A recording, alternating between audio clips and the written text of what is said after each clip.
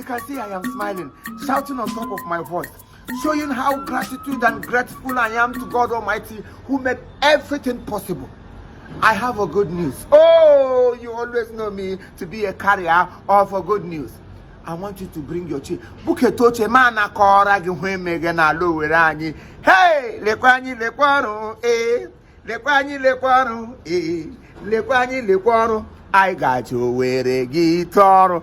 Come and sit down, let me just see. On the 13th of December, a very big, gigantic, bigestic, obongatic, expanditious, and an interesting mall will be declared open or will be unveiled on the 13th of December 2025. Very big mall at that. And the name of the mall is Pro Mall. Pro Mall. Pro Mall is a place to be. Pro Mall is located at Port Harcourt Expressway by Apams. Right at Apams bus stop.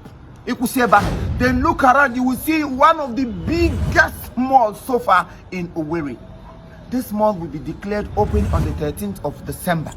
I want to educate everybody that a place where you can shop for this Christmas is here.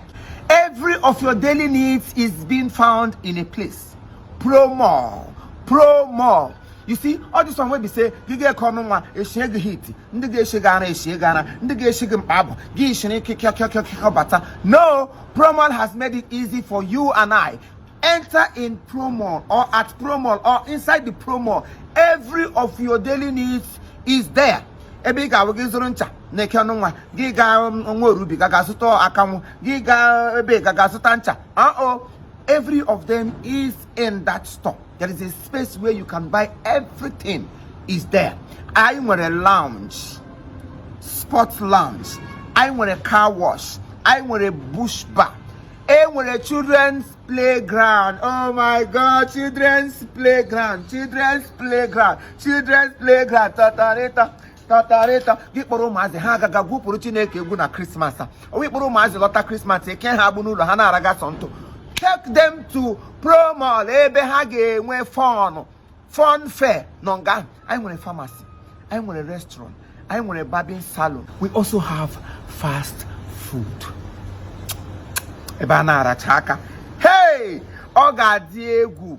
And a lot of things will be opened more as we progress. So what are you waiting for? I want everybody to get ready because it's going to be it's going to be shared. And this is happening inside Imo State. Imo State is really expanding in terms of business, curriculum or English comes to what I want. So please, I want you to get ready to shop. And remember, the first 100 people that will be shopping in that mall, the first 100 people that will shop from 100,000 and above, they stand a chance to win a raffle draw.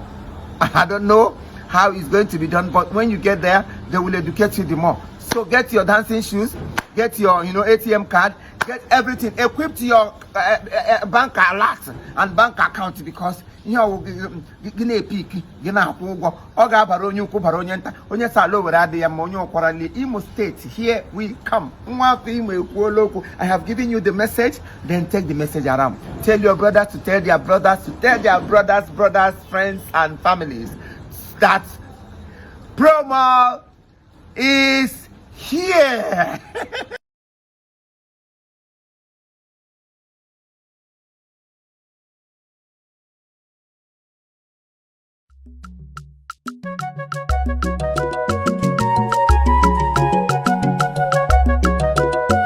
Kaiga no bi ogaranya, kaiga marambe na buke, kaiga no bi ogaranya. Imo worldwide. Ennamo. Eleki bu kwekula kworo nwa na azu kebe munye gi lokwa. Mo onye lụrụ ajọ nwaanyị ọ ga-egbu onwe nwunye m ahapụla m nwa gbafuo. Ọ hapụrụ gị nwa. Hapụrụ m nwa gbafuo, thinking that maybe otu o shiri gbafuo n'ụwa m agwụla. I will raise this child single-handedly and empty-handedly. Hi. Thank God I know na festive period. I won't go lam garu ba me buru to kan ge bukani buga. Thank God burial furuvu me pulo furuvu igbanku furuvu ichigoti. Elebi bukwe nukula abia kam na. Aga je ma amusa mbuku. Nwanne m nwoke wu Ugonna nwa Madam Uche. Gima Ugonna nwa Madam Uche. Chekwe. Na Musa nke a. Ugonna nwa Madam Uche ka onye nkuzi. Okay, onye nkuzi. Onye nwaanyị ahụ na-akụzidiri n'ụwa na onye ahụ agadi school. Because ihe niile wu mmanụ na Musa ọwụ Madam Uche kụziri ka ya kụziri anyị na social study, kụziere m na biology, kụziere m na English, kụziere m na Igbo. Nwaanyị kaka nwa ya nwoke wu Ugonna Ken na nwunye ya wu ka o si nwa Desmond kwa na amụchanga. Ha abụọ si ihe ahụ 8 years marriage anniversary. Ọ bụkwa sọsọ 8 years o. Ihu ụlọ mmadụ abụọ nọkọbara. Ebi ha Maryland na USA. Ha wee rụọ ihe akpọrọ cathedral kpọ ya ụlọ. A na-emepe ụlọ on the 4th of January. Na-emekwa remembrance of their 8 years wedding anniversary. Of course, ịma na marriage taa alụ taa gbasa echi ụmụ agbọghọ ugbu a enwe odike na-ekwe anọdụ na di. Ọ bụ alụ daa digbe eburu diary. Alụ dị digo banago mbe detuo. Digo nyoshi ga detuo. They move into marriage to count forth, to keep record nke mere ha na nke na-emede ha. But ka o si nwatakịrị mgbe ka o si tegekwa n'ala amụchanga. Onye ọbụla onye na-abịadoro ka o si dị mara na onye ahụ onye isi. Ndị niile mgbọrọ ọkpụrịkpọ ma ndị gọvanọ ma ndị rabai ma ndị dibịa asịmndị dibịa ma ndị philanthropy ha ncha bịachara na ya di nwatakịrị sị onye bịa sị I am looking for a life partner and not for a war partner.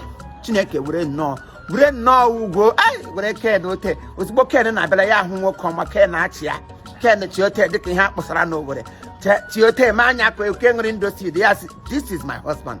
Ha abụọ join into matrimony kamgbe ha Chineke na-agọzi ha ụzọ emepe were ụmụ nwaanyị ahụ ya bụ mkpụrụ nke afọ ka Chineke jiri sakosi m ka o si akpa ya aka ya ghara ime abasị ya asị ya ghara ime dị mkpụrụ ọka na ụmụazị ibie na-eje ka o si jiri akwa mkpụrụ ọka abanye n'afọ shie nwa nwatakịrị ụwa ọmụmụ n'onwe ya. Desmond sochiri ụmụ ya niile sụchaa hotel nwere ka ọ zụfụ. Ha na-emepe ụlọ ha na-emekwa 8 years so ma agaga dọwa kula esi ha gbara akwụkwọ nga ibute ote akpala Iburu kula ibu na nni ọ gafọkwa n'ebe ahụ. Mba m abịaga m ngaga nga m gajewo nga ndị ukwu nwere onye gaga amụcha Ịchọrọ iburu nni mmadụ niile. Amụchawo mbụ ukwu onye ọbụla gawara amụcha suru karị empty gị lawa gị ibuju oyi amụcha dị ebuwe mmadụ ọnụ amụchawo oke mba ebe ka amụrụ m n'ụwa m mbụ onye lụrụ m uwe onye amụcha so on the 4th of January ọ ga-adị egwu nye mbụ maka ndị ile kula m na line isi ahụ nwa na-agazi nna m say hello say ọ sị na happy wedding anniversary so please everybody should get ready. Thank you.